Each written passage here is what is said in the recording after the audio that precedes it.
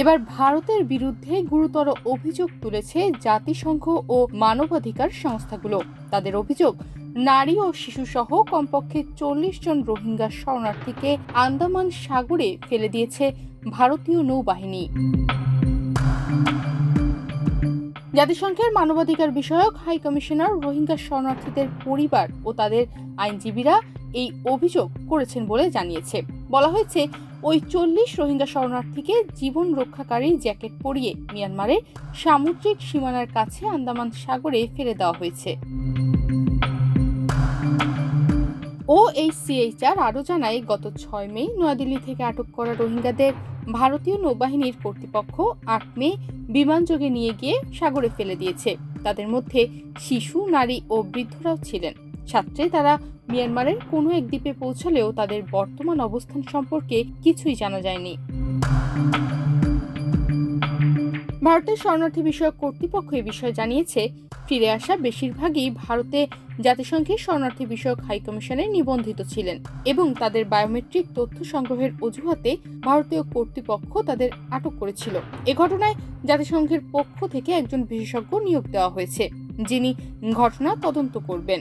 পাশাপাশি OHCHR ভারতের প্রতি আহ্বান জানিয়েছে যেন রোহিঙ্গা শরণার্থীদের এমন অমানবিক ও জীবনের জন্য হুমকি স্বরূপ এরকম কোনো পরিস্থিতির দিকে ঠেলে দেওয়া না হয়।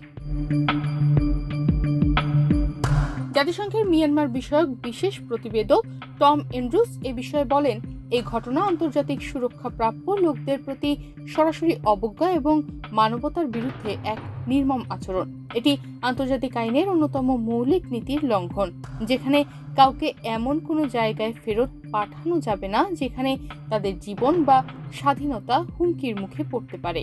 ভারত এখনো শরণার্থীদের জন্য কোনো জাতীয় নীতি বা আইন প্রণয়ন করেনি এবং 1951 সালে শরণার্থী কনভেনশন এবং 1967 সালের প্রোটোকলেরও সদস্য নয়। তবুও দেশটিতে আনুমানিক 40,000 রোহিঙ্গা বসবাস করছেন, যাদের মধ্যে 22,500 জন জাতিসংঘের শরণার্থী সংস্থার নিবন্ধিত সদস্য।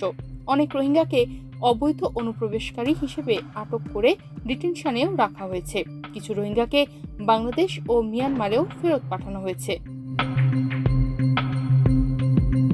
2023 সালে ভারতের প্রধানমন্ত্রী নরেন্দ্র মোদী সরকার একটি বিতর্কিত নাগরিকত্ব আইন কার্যকর করে, যা সমালোচকদের মতে মুসলিম শরণার্থী, বিশেষ করে রোহিঙ্গাদের প্রতি বৈষম্যমূলক।